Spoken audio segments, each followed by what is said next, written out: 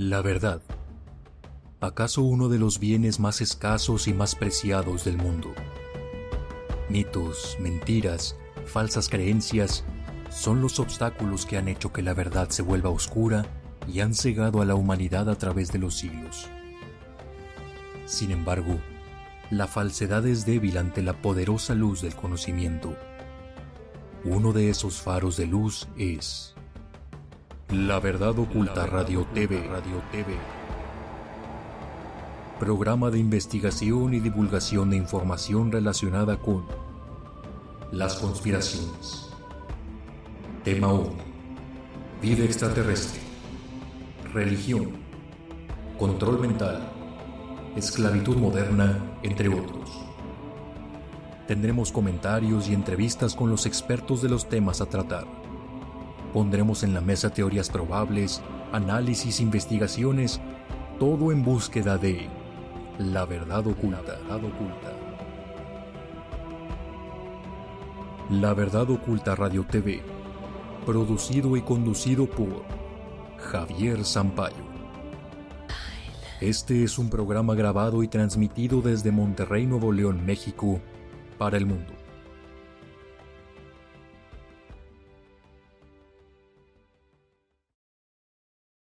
Tercera parte. Entonces, lo primero que él quería y que estaba plasmado en ese documento era ese proyecto económico, que partía del hecho de que la riqueza de las naciones no proviene únicamente de que tengas petróleo o que tengas recursos naturales, sino de que uno venda más. Esto es como en los juegos del Monopoly, ¿no? O sea, es decir, la economía global, desde que el mundo es, desde la época del mercantilismo, el Renacimiento, 1400, 1500, la riqueza de las naciones ya no es por la riqueza natural que tienes, sino por lo que tú procesas y vendes. Y eso es el comercio. O sea, en pocas palabras, el país que vende más a los demás obtiene las divisas de los demás, las monedas, genera sus reservas y esa es la riqueza de la que habló Adam Smith, ¿no? Entonces así se creó riqueza de Inglaterra actual, de los Estados Unidos, de Alemania, mientras tuvo poder, ¿no? Y él quería hacer eso con México. O sea, un sistema donde verdaderamente México se convertiría en una fábrica para el mundo y donde se verían como campos de batalla los demás continentes por hacer lo mismo que hoy en día está haciendo China. Y nosotros no lo estamos haciendo pues porque no está alguien como Bernardo Reyes con un plan de México como el que hizo junto con la gente de Monterrey. Entonces ese sería el primero. Segundo, el aspecto militar.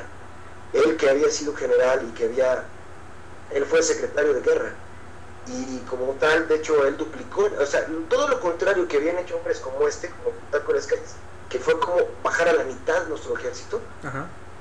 Bernardo Reyes hizo todo lo contrario. En los últimos años del Porfiriato, 1902, él, por orden del presidente, pues él tuvo que limpiar el ejército, hacerlo más, o sea, todavía era mucho más fuerte que el ejército que tuvo México después, hasta el día de hoy, comparativamente, ¿no? O sea, no había tal vez armamento de la tecnología de ahorita, pero México tenía un ejército mucho más poderoso comparativamente que otros países de América. Entonces, incluso México tuvo el potencial militar como para haber librado una guerra contra Estados Unidos y probablemente haber ganado. O sea, todo eso ahorita es ya historia prehistórica, ¿no?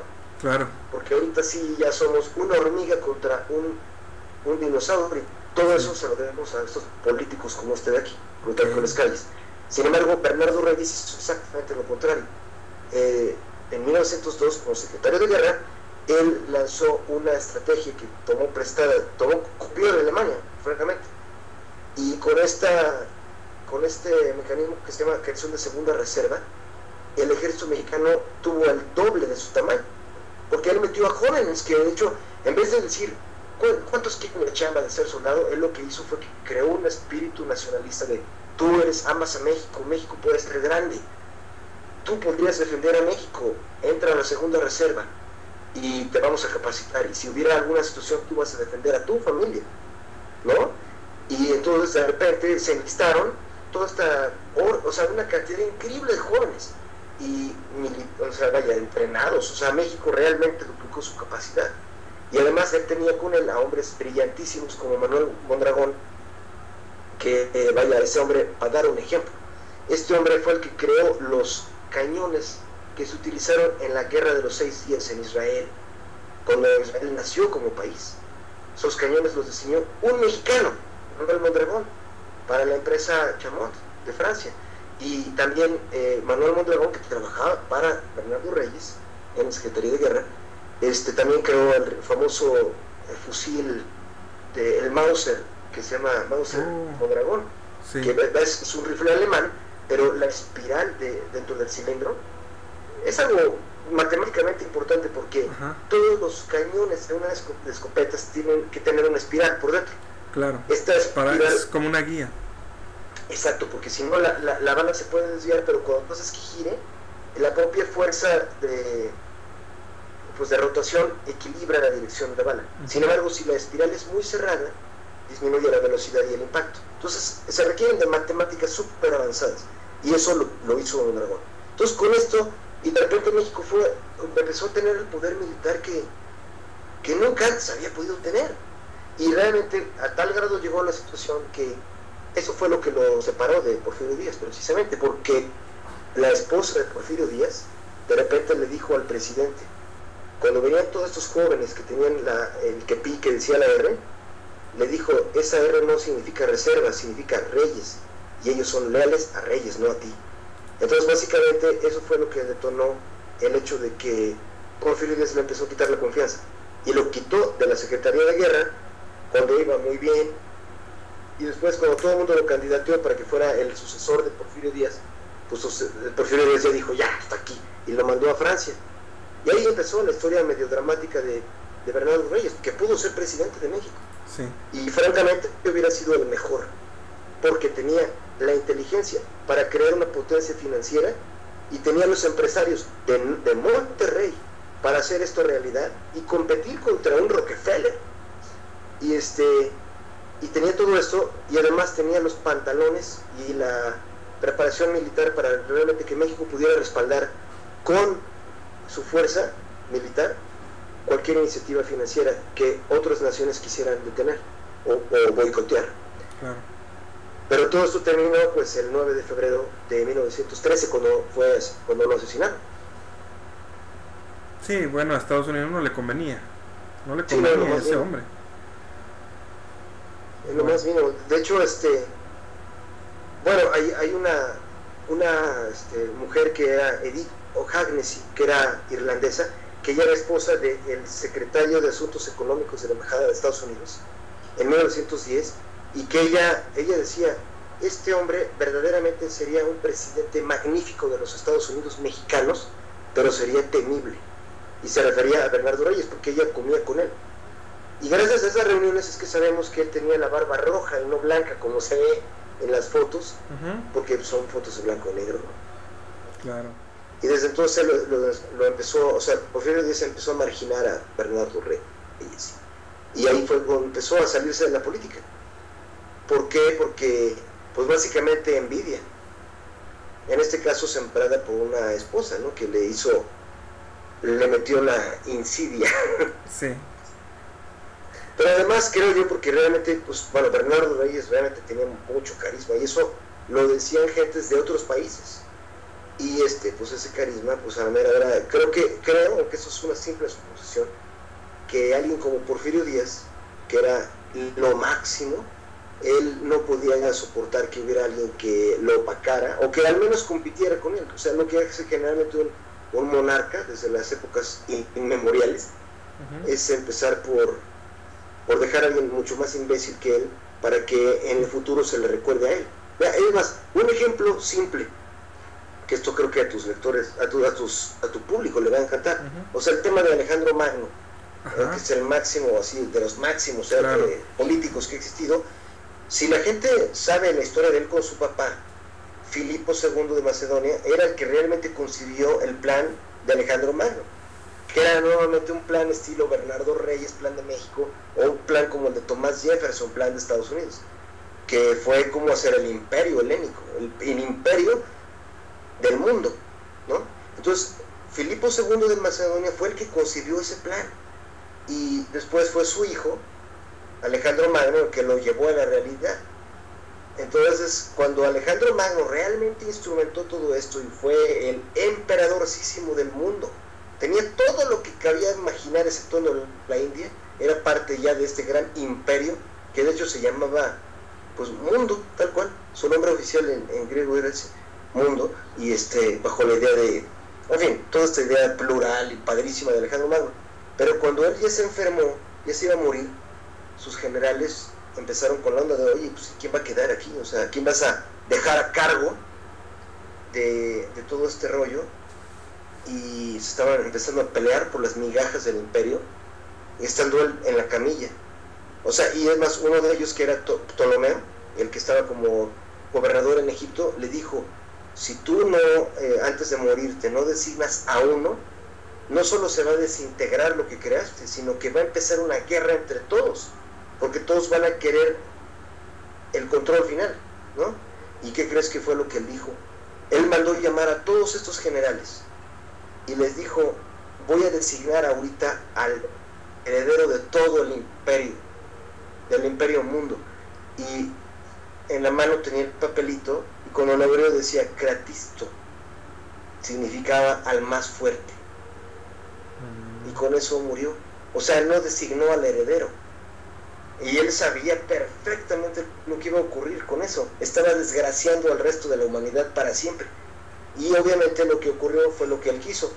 No hubo ninguno que hiciera lo que él, y por eso estamos hablando hoy de Alejandro Magno. Okay. O sea, él mismo destruyó su propia obra. Es un poco lo que para muchos hizo Porfirio Díaz, y por eso puso a alguien como, él quería que su sucesor fuera alguien como Ramón Corral, digo, sin agraviar, pero Ramón Corral no era como Bernardo Reyes, ¿no? Ni siquiera el secretario de Hacienda, que era Limantú, pues era un hombre, era un cuate que era bueno para los números, pero cualquier general le hubiera puesto una sentada, ¿no? Claro. El único que estaba a la altura de hacer algo todavía más grande de lo que había hecho Porfirio Díaz era Bernardo Reyes. Por eso mismo él, pues, lo empezó a alejar del escenario. ¿Tú crees que ahora, en estos tiempos modernos, estamos viendo que, bueno, México está batallando y pues tratamos de que no tomara el poder cierto político, y aún así lo tomó? ¿Tú crees que se necesite una nueva revolución como ya pasó en 1910? ¿O no necesariamente tiene que ser con armas, sino que de qué manera pudiéramos tener el control o poder encauzar el país hacia buen puerto? Bueno, mira, yo creo que la revolución armada francamente es lo peor que podría ocurrir, y en la historia creo que, bueno, yo retaría a cualquiera de tu público que si quisiera debatiéramos sobre esto, pero creo que nunca una revolución armada realmente benefició a nadie. Exacto. Porque realmente fueron nada más grupos de gente avara que reemplazó a otra gente avara, sí. Y donde la gente que peleó simplemente son los que están en las tumbas.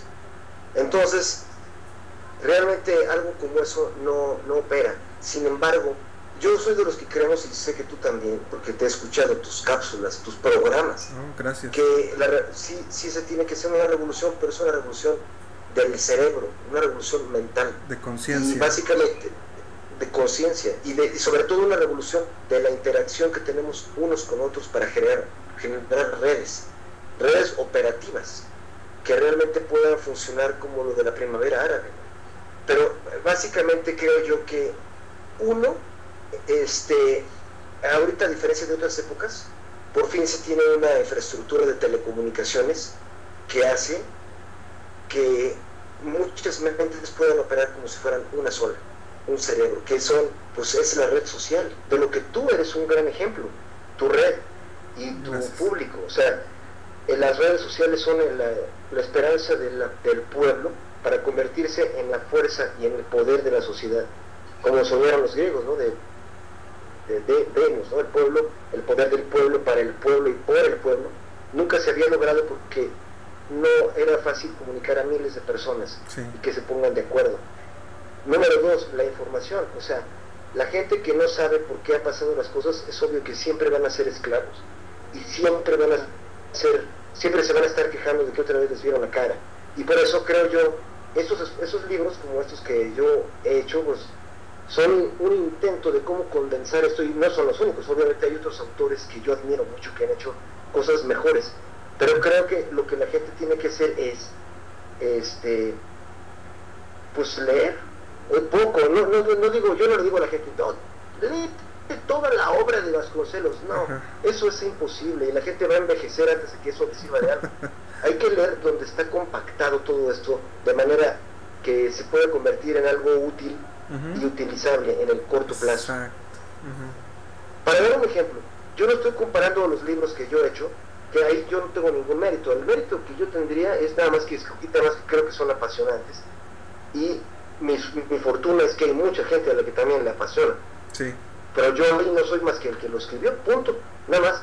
Pero no es que compare estos libros con algo como lo que se llama las 198 estrategias para derrocar gobiernos, que escribió Gene Sharp, que trabajó para gente de la CIA, que son los que han utilizado la primavera árabe para derrocar países.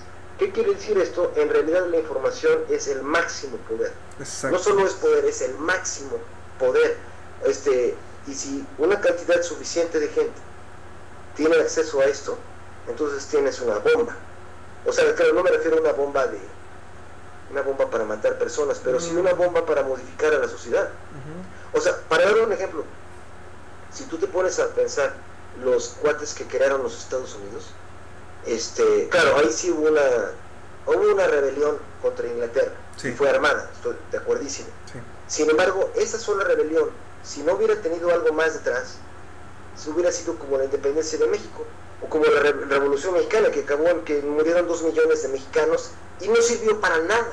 Exacto. Lo que hubo de diferencia cuando nacieron los Estados Unidos, ese es el gran secreto de todos, es que había 8 personas, 8 jóvenes, algunos de ellos estaban integrados a la masonería, pero eso creo que no es lo importante. Ellos, encabezados por Thomas Jefferson, realmente platicaron lo que debían de ser como un plan de México, pero es el plan de los Estados Unidos. Y este es el plan justamente que platicábamos al principio. Ellos pensaron, no nada más desde que ya somos independientes y ahora viva la independencia para ser esclavos de otros. Paréntesis, México cuando se acabó de independizar de España, lo primero que hizo fue pedirle prestado dinero a Inglaterra. Desde entonces no hemos dejado de ser dependientes de Inglaterra y de los Estados Unidos. Y es más, una frase de Thomas Canning, que era el secretario de Asuntos Exteriores de Inglaterra en ese momento, antes de que se consumara la independencia de México, él dijo, lo único que necesitábamos era quitarnos a ese anciano y raquítico imperio español, y si todo sale bien, toda América es nuestra, o sea, de Inglaterra, ¿no? Mientras eso ocurría, y México y otros países de América Latina nos precipitamos hacia la dependencia, hacia Inglaterra y hacia Estados Unidos, los Estados Unidos estas 8 personas, estaban pensando el plan que los iba a convertir en la potencia del mundo. Y es un plan que no está tampoco, no crean que no son 1000 páginas, no son 3 tomos, eso cabe en 15 páginas. Y era un plan como el que tenía Bernardo Reyes, que básicamente era este plan de primero crear el comercio de América, ser los que produzcan los bienes y los vendan al resto del mundo, América, Estados Unidos, cerrarle el comercio a Inglaterra y a cualquier país de Europa en el continente americano. O sea, una especie de TLC de la antigüedad, que en realidad lo fueron forzando a que se hiciera realidad. Ahí donde el que enviaron a México, Joel Roberts Poinsett, una de sus 4 misiones era obligar al gobierno de la nueva nación a firmar el contrato de exclusividad comercial con Estados Unidos. Es no comprarle nada nunca más a Europa, o bien comprárselos, pero que tuvieran que pagar unos impuestos de importación que ya hacían que ya salieran del mercado. Claro. Ese era el plan de los americanos, punto 1. Segundo, la expansión territorial de la que hablábamos hace rato, que Estados Unidos llegara de costa a costa, eso fue una directriz de hecho, para cortar todo el continente. Después, cortar todos los puntos claves de acceso, que fueron Panamá y pues bueno, los accesos al continente en el norte como Alaska, y tener el control del mar Caribe.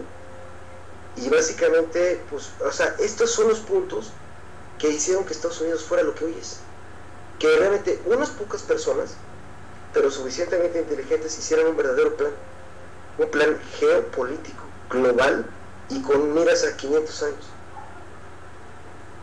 Yo creo honestamente, y sé que tú también, porque tú lo haces en tus programas, yo soy de los que creen que con que un grupo pequeño de personas piense en esta forma, esa es la revolución. Sí. O sea, no se necesitan armas ni nada. Un núcleo básico de ideas, por gente que esté decidida a diseminarlas a un grupo considerable de jóvenes, y esto no tiene que ser algo de más de 50 páginas, ni siquiera de 20. Así es. Oye, ahora me intriga, ya que nos cuentas todo esto con una naturalidad y tus libros que tienen tanta información que bueno, no es fácil de conseguir. ¿Has tenido alguna vez algún problema? Digo, siéntete libre de podérnoslo contar.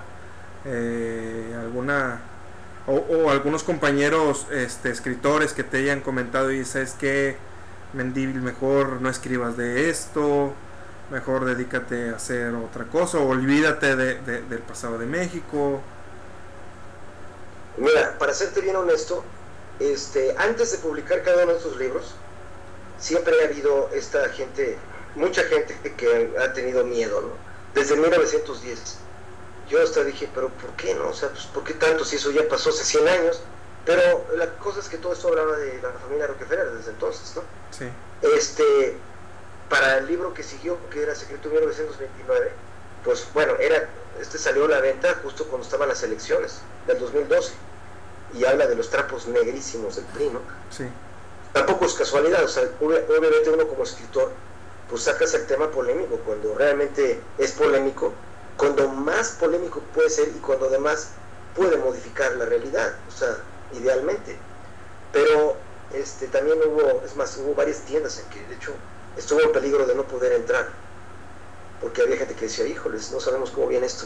Ajá. En este último, Secreto R, pues también se vio un poco de eso, ¿no? Al grado, y esto te lo digo porque creo que es importante comentarlo, sí. Yo creí importante meterme en la boca del lobo por mí mismo, antes de que Secreto R siquiera empezara ahorita ya está empezando a llegar a tiendas, y muy masivo, gracias a Dios, pero yo cuando vi que había mucha gente con miedo, porque, o sea, de los establecimientos que decían, híjoles, es que ahorita y el gobierno y la reforma energética, y yo les dije, porque eso fue hace poco, oigan, pues ya están hablando como si estuviera realmente de regreso al PRI de los 70s. O sea, este PRI de ahorita no es el de los 70s, o así quieren que sea, o ese es, o ya estamos ahí. Y yo soy de los convencidos de que no es así. O sea, yo sí creo que este gobierno es el PRI, pero es un PRI que ya está muy hibridado con el PAN, por decirlo así. Sí. Y que si realmente se pone a oprimir este tipo de libertades de expresión y de información, estamos hablando de una tiranía. Y entonces, como diría la Declaración de Independencia de los Estados Unidos, hecha por Thomas Jefferson, todo pueblo tiene la obligación de derrocar al gobierno que lo traiciona y se vuelve un tirano. Es no solamente un derecho, es la obligación, según la Declaración de Independencia de Estados Unidos, creada por justamente este hombre, Jefferson, el gran ideador del plan americano del mundo. Y entonces, bajo esta óptica, yo pensé, bueno, lo que voy a hacer es meterme en la boca del lobo, tal cual. Sí. Y entonces, fui a hablar con gente de la propia presidencia. Les dije, miren, así es este libro, Secreto R. Habla tal y tal y tal, estas son las tesis. Y les dije este enfoque. El enfoque es, número uno, porque eso sí es importante, y lo digo aquí porque quiero compartir esta filosofía con tu público. Yo no soy de los que está a favor de criticar a todo porque todo está mal. Yo creo que esa es la forma de destruir. Yo creo, igual que tú, porque tú hacías estos programas, tus cápsulas, todas tus formas de comunicación, que la crítica es buena cuando construye. Si no construye, es basura. Sí. Y de hecho es dañina. Segundo, yo creo en la lealtad, como Bernardo Reyes. Él fue leal a su presidente Porfirio Porfirio Díaz, y cuando no fue leal a un gobierno como el de Madero fue porque fue leal a México. Entonces yo sí creo que la gente que ataca al gobierno nada más porque sí, atacar al presidente, es decir, hay mucha gente que entra al rol de insultarlo, ¿sí? Sí. Es que está, o sea, ya bajo cuestiones que son, vaya, ya son, bueno, en una escuela sería bullying, pero sí, bajo cualquier otro concepto son cuestiones de mala leche, ¿no? O sea, yo creo que eso no le hace bien a nadie. O sea, ahora, eso no significa que el secreto es real de que el presidente Peña Nieto es el héroe. Eso ni siquiera a mí me corresponde decirlo. Yo soy escritor, yo lo que sí digo es, me interesa saber quiénes están manejando las cosas. No estoy insultando a alguien porque no me gusta hacerlo, pero sí me gusta que la gente vea el ajedrez que está detrás, el dominó, y voltearle las cartas a los que están jugando el póker. Eso sí es mi chamba. Entonces yo fui y les dije, así está la jugada con esto. Yo como mexicano que soy leal a mi país y leal al gobierno mientras el gobierno no sea un criminal, vengo y con esa lealtad enseño mi juego, aquí está. Y les dije ahí en la presidencia, si esto realmente alguien me dijera, esto no debes decirlo, entonces sí estamos de regreso en el México de los 70s, y entonces este sí es un gobierno dictatorial, y eso sí es un crimen, y ese gobierno no se puede defender, no puede ser defendido. Entonces yo les dije, yo creo que este gobierno es un gobierno del PRI, pero creo que es un gobierno de democracia, donde se tiene la obligación de proteger la libertad de expresión de cada ciudadano y el derecho de todos los ciudadanos a la información. Así es. Y eso no puede ser reprimido. Entonces me dije, una vez que está dicho esto aquí, me gustaría que me digan qué quieren hacer, porque aquí estoy. O sea, si quieren parar el proyecto, yo mismo vine y aquí estoy. Y básicamente la respuesta fue muy favorable y muy sorpresiva, en el sentido de que adelante y que... Mi nombre es Javier Sampaio y esta es una emisión especial, debido a que estamos en septiembre, mes patrio. Todos los mexicanos se unieron para acallar el grito de la independencia, debido a todas las atrocidades políticas que estamos viviendo en el país. Este video tenía pensado realizarlo desde el año pasado, antes de las elecciones presidenciales del 2012, pero en ese entonces el proyecto La Verdad Oculta Radio TV solo era eso, una idea a punto de plasmarse, que hoy es una realidad, y agradezco el apoyo que me han brindado todos los investigadores que han contribuido con sus conocimientos, y a todas las personas que han seguido el programa. A todos ellos, mil gracias. El programa del día de hoy tiene que ver con una canción clave para el grupo Rage Against the Machine. Ha sido utilizada para abrir la mayoría de sus conciertos. La letra de la canción hace mención a la novela de George Orwell llamada 1984. A través de uso del tema The Party, Who control the past now, control the future. Who control the present now, control the past. Que en su traducción diría: el que controla el pasado, controla el futuro. Y el que controla el presente, controla el pasado. El video termina con una cita de Ralph Nader: si no estás metido en la política se meterá en ti. Y hablo de la canción Testify. La dirección de este video ocurre por parte del documentalista y director y escritor Michael Moore, mejor conocido por sus documentales en los que expone el gobierno de Estados Unidos.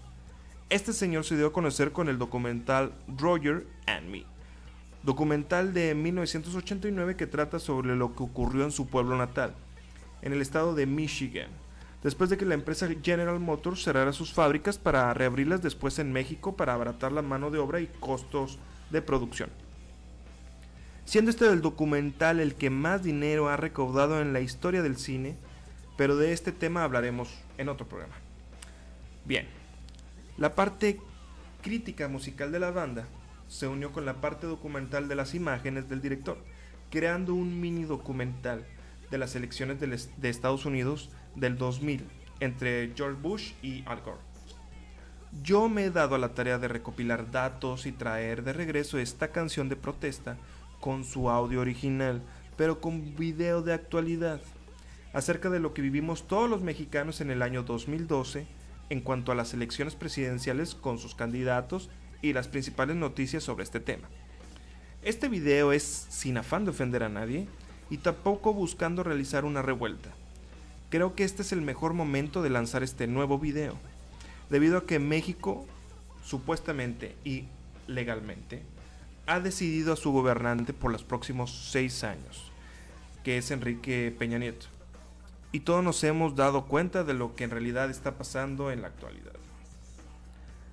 Hago aclaración de que yo no soy partícipe de ningún partido político, ni militante de alguna de ellos. Este programa, La Verdad Oculta Radio TV, es un programa de investigación que está en contra de la corrupción y las mentiras. Pero sí estoy a favor de todos los mexicanos y ayudando, como muchas otras personas, al despertar de la conciencia. Y ese es el objetivo principal de su programa. Sin más que decir, les dejo con el video y espero que les guste. Den like y dejen sus comentarios y compartan. Y suscríbanse. Bendiciones.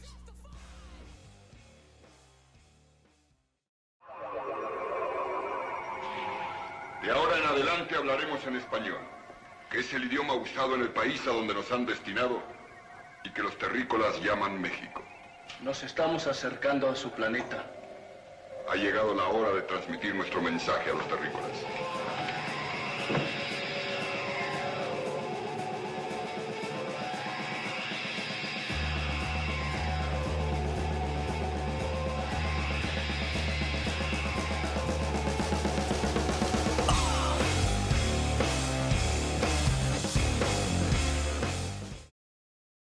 Bueno, ahora mi querido Leopoldo, si te parece, me gustaría realizar un ejercicio.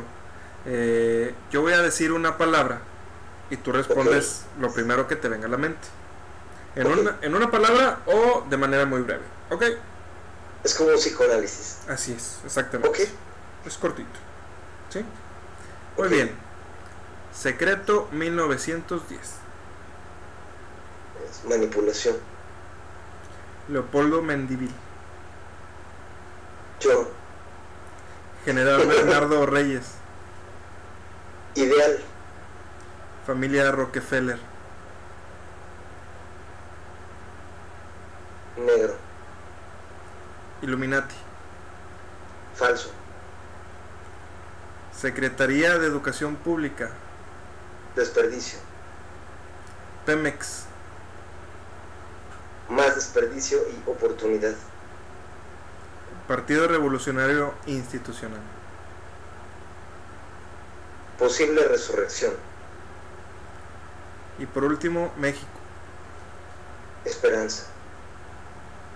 Ok, esa de esperanza me gustó. Perfecto.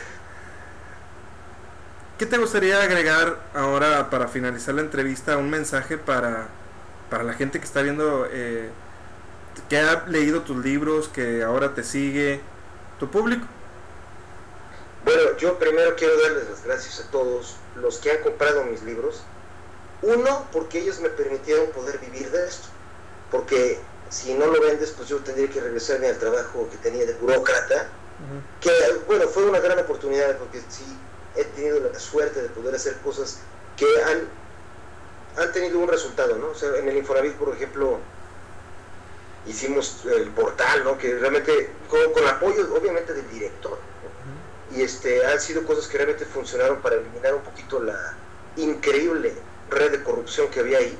Y bueno, no es ningún mérito mío aislado, es una gran cantidad de gente, pero son trabajos que yo tuve en el pasado, que fueron básicamente en el servicio público, algunos en publicidad, en empresas privadas. O sea, yo hice parte de la publicidad de Electra, Grupo Electra. Y fue padre, pero pues dime si tú prefieres eso o ser escritor, ¿no? Claro. Yo preferí ser escritor y hacer algo que realmente creo que puede modificar la realidad, así como tú, sí. con este programa en el que me honro de que ahorita estoy contigo, ¿no? Gracias. La Verdad Oculta.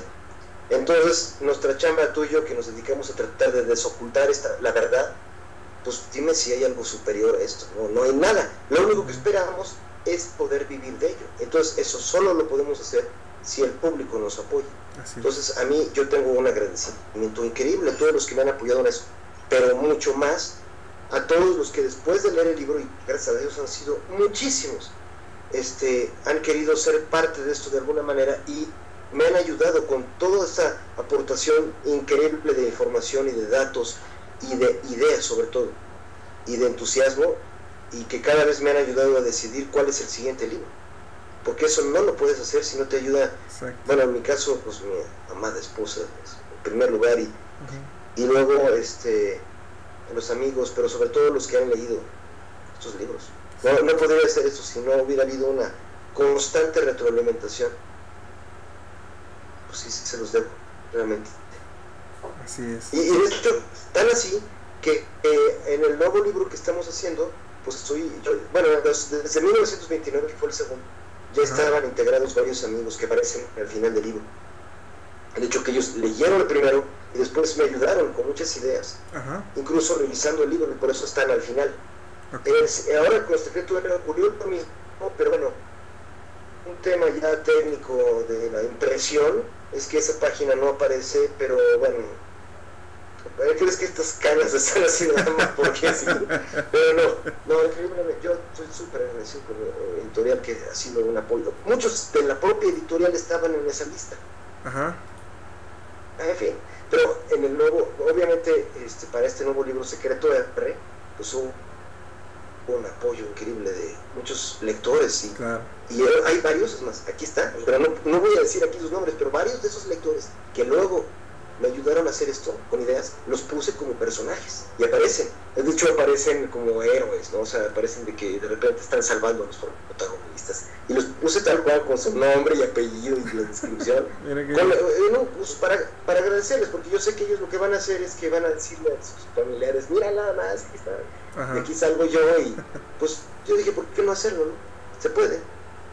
Entonces ahora para el nuevo libro ya rompe un poco, y es más, aquí me gustaría tu opinión. O sea, yo me permito entrevistarte a ti. El nuevo libro es sobre algo que ya ni siquiera es del presente, sino es del año 600 a.C. y tiene que ver con cómo fue hecho. Es un misterio que tiene que ver con la Biblia. De hecho, es el misterio de la Biblia. Perfecto. Que tiene que ver con el hecho de que mucha gente, o sea, el mundo se divide en dos. Hay quienes creen que la Biblia es totalmente una revelación que Dios mismo dijo, ¿no? Y que unos cuates escribas nada más pasaron limpio, ¿no? O simplemente como un dictado. Sí. La otra posición es los que dicen que todo eso es mentira y que es una mitología más, como la mitología griega. Claro. Entonces yo no me ubico en ninguno de estos dos grupos, aunque sí digo que yo soy fundamentalmente creyente. Sin embargo, hay los datos comprobados de que al menos una de las 5 partes de la Biblia es falsa. Y de eso no es su teoría. El libro nuevo precisamente habla de eso. ¿Qué te parece a ti? Perfecto. ¿Te gusta? Sí, me encanta. Me encanta. O sea, muchos pueden decir, ¿por qué este cuate que escribe cosas de la historia, de la política y del petróleo, por qué de repente escribe de algo como la Biblia, ¿no? Que tiene que ver, o por qué es... Yo lo que creo es, o sea, a mí no me interesa un tema nada más porque sea interesante o porque sea literariamente padre, sino porque tiene una importancia en la constitución del mundo actual y de la situación en el mundo en que vivimos. Entonces, creo yo que gran parte del conflicto que estamos viviendo aquí, o sea, bueno, en todas las casas se da esta guerra, pero se está dando ahorita en Medio Oriente con más ferocidad. Sí. Esto es consecuencia de algo que está escrito, y es algo que está escrito de manera tal que hace que a fuerzas un país entre en guerra con otro, porque está diciendo que Dios eligió a unos o a otros para tener el poder. O sea, lo mismo que pasó con los anglosajones en el caso del Secreto R o del Secreto 1910, que por eso se siente el derecho de dominar a otros como algo que de hecho Dios mismo te da. En realidad todo esto está en ciertos textos que hoy se sabe que realmente no fueron dictados por Dios, sino por un grupo de políticos. Entonces, o sea, y esto sin demérito al resto de la Biblia. El resto de la Biblia, es más, es tan fácil esto. Hay grandes partes de la Biblia que al leerlas y después leer esta otra parte, se nota instantáneamente una diferencia de estilo. Es decir, hay una parte fundamental al principio de la Biblia donde se habla de los poderes de la creación, de la luz, ¿no? Y de repente llegas a secciones donde se habla de jerarquías y de guerra, armamento, el Dios de los ejércitos, ¿no? Dios de los ejércitos, eso no aparece en el Génesis, por ejemplo. Porque de repente hay unas secciones donde se habla de Dios de los ejércitos. Entonces ahí es donde recurro una vez más a una figura que aparecía como antihéroe de México, Thomas Jefferson, en los otros libros, Secreto 1910 y Secreto 1920. Bueno, Secreto 1910 sobre todo, porque Thomas Jefferson fue el que creó el plan, el megaplan de los Estados Unidos. Sin embargo, este hombre, él mismo, es la base en este nuevo libro que estamos haciendo, porque él dijo que si alguien realmente quiere ayudar a la humanidad y quiere acercarse a Dios, la primera chamba que tiene es darse cuenta de dónde está la mano humana dentro de las escrituras. O sea, si alguien las lee las escrituras y toma todo como está ahí, está obedeciendo más que a Dios, está obedeciendo a ciertos políticos que se murieron hace bastantes siglos. Exacto. Y de varias épocas, algunos desde la época de Israel, otros de la Edad Media. Todo el mundo le ha metido mano, incluso los persas le metieron mano, y la gente no sabe de eso. Sin embargo, muchos siguen todo el texto como si todo fuera verdad, y en buena medida eso nos lleva a estados de guerra que seguramente Dios no está a favor de ellos, ¿no? Sí. ¿Cómo ves? Ese es el siguiente tema, ¿qué te parece? Sí, de hecho acabo de ver un video hace poquito acerca de un israelí que está reclamando tierras de otra persona completamente que es en realidad propietario de esas tierras, pero como edicto por Dios, él reclama esas tierras como suyas porque Abraham es un Dios, se las mandó al pueblo de Israel. Entonces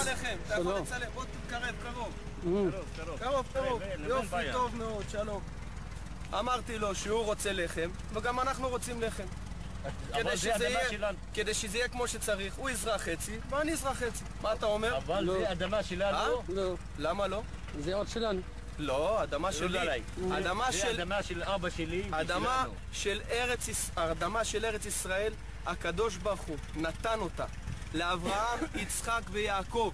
ואנחנו הבנים של עם ישראל, אנחנו הבנים של יעקב. ברצונו הקדוש ברוך הוא נתן לנו, שיבוא משיח בן דוד, אתם כולכם, תצלם רגע את כולם, תצלם את כולם. אתם כולכם, אתם תהיו עבדים שלנו אם תהיו ראויים, אם תתנהגו יפה. אתה רואה את הציצית הזאת? על כל ציצית אחת כזאת אתם תתפסו, ואתם יודעים שזה האמת. אז עכשיו, כדי שיהיה הכל בשלווה, ואנחנו רוצים שיהיה בשלווה, חצי אני גם רוצה לזרוע, וחצי אתם תזרעו. בסדר? בסדר? אתה אומר אנחנו סלם. לא.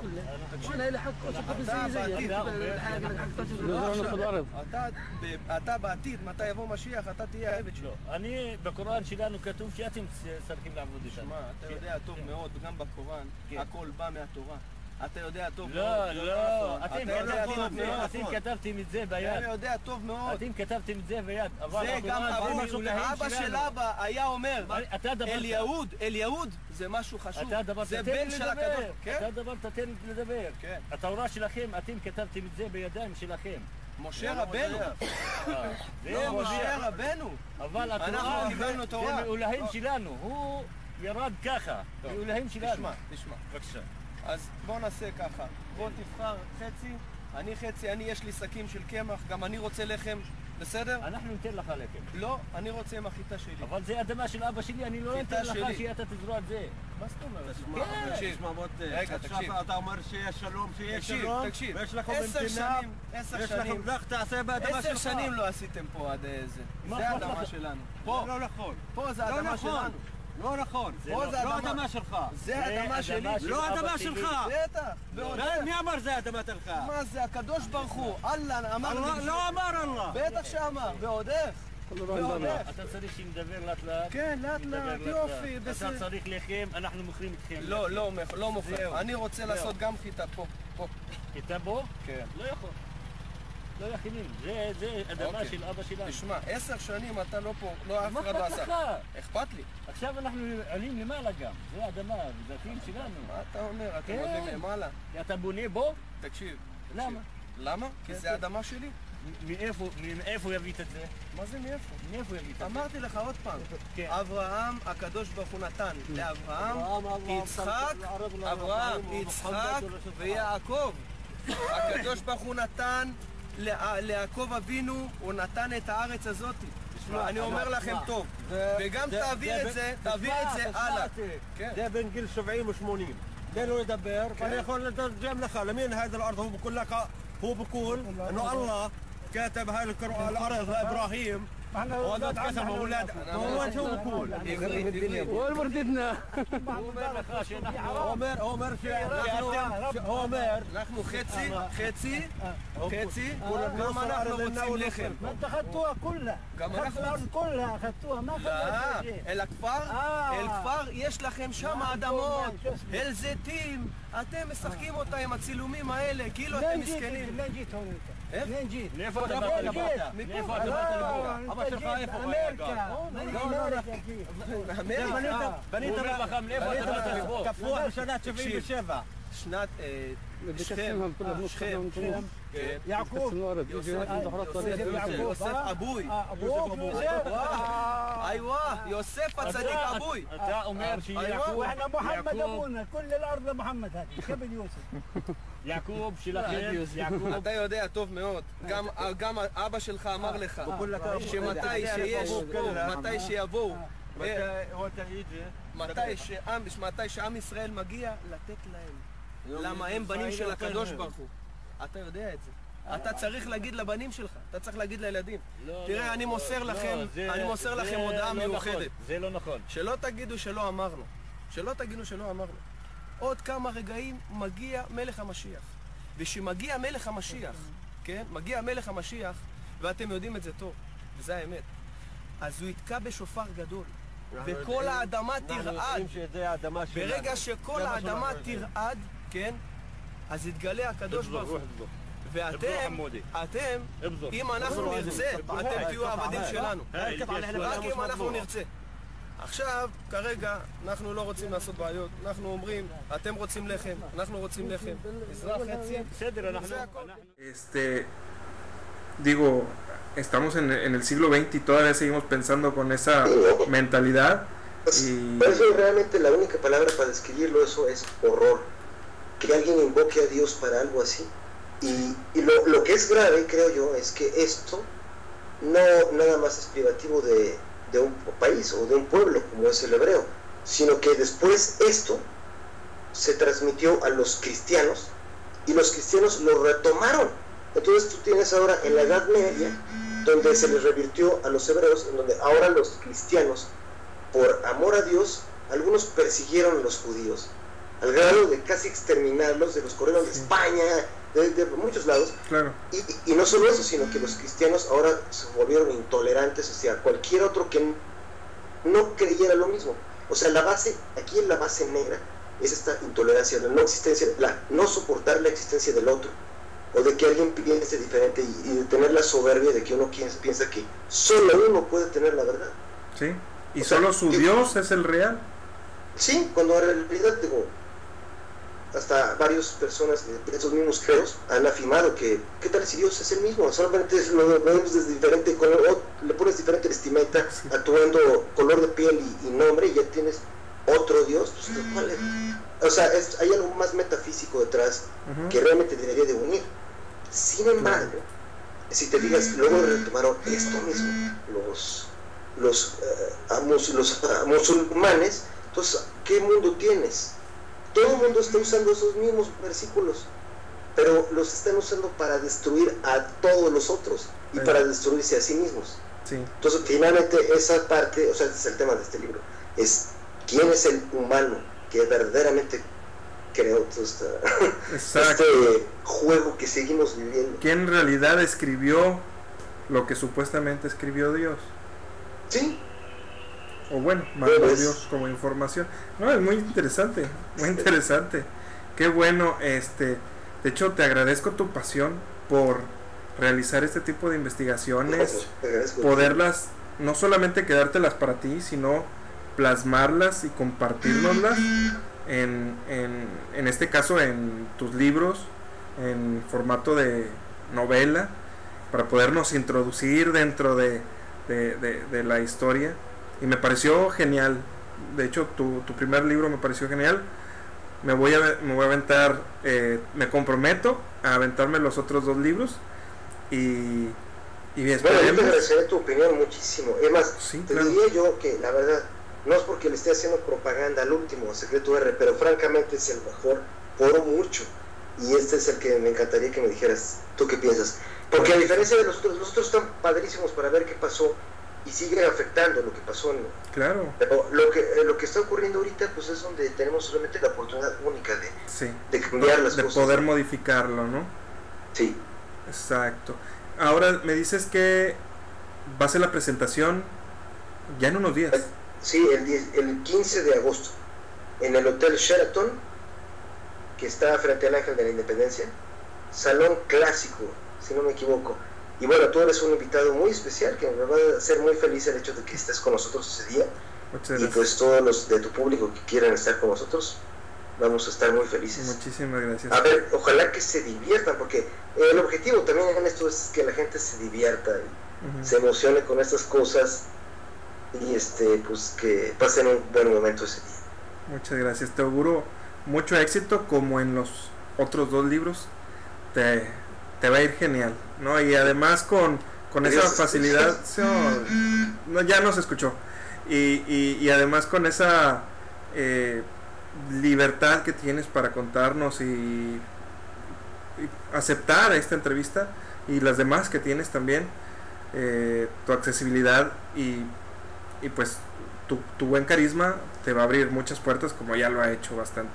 No, pues yo te agradezco mucho, y para mí es el privilegio de platicar contigo, porque creo de veras que hay gentes que por alguna razón nos vamos contactando, y yo creo que es el caso tú y yo y muchos otros amigos que tenemos en este mismo medio, y que creo que juntos podemos hacer algo todavía más grande, y estoy seguro que sí va a ser, porque pues hay gente que vibra en frecuencias parecidas, y todo tu público y los que tengo la fortuna de que también leen mis libros también vibran en estas frecuencias, y es una frecuencia padrísima. Exactamente. Entonces para mí es un privilegio estar en tu programa. Muchísimas gracias. Muchas gracias, Leopoldo. Bueno, pues no me queda más que agradecerle a tu público que te está viendo, y agradecerle al público de La Verdad Oculta Radio TV que nos siguen y que nos apoyan. Pues, y espero tenerte en otra próxima entrevista, cuando tengas información o cuando tú quieras platicarnos cualquier cosa. Este es tu espacio.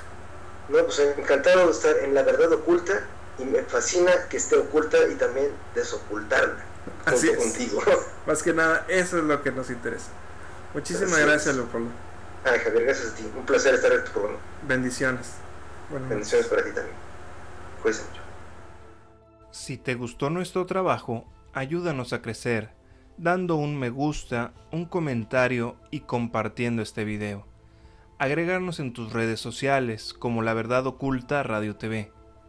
Te recomendamos visites las demás interesantes entrevistas en este canal. Gracias. Que tú captaste con tu cámara, pues algo, pues se podría decir que espectacular o fuera de lo normal. Esas imágenes las grabo primero sin el night shot, es decir, con la cámara, observando la luna, y se ven los cráteres, todo perfectamente, muy bien, muy claros. Después decidí retraer el zoom al mostrar el night shot en la parte polar, el polo norte y el polo sur de la luna, vamos a decir así. Comienza algo extraordinario a manifestarse por encima, como si fuera un eje transversal.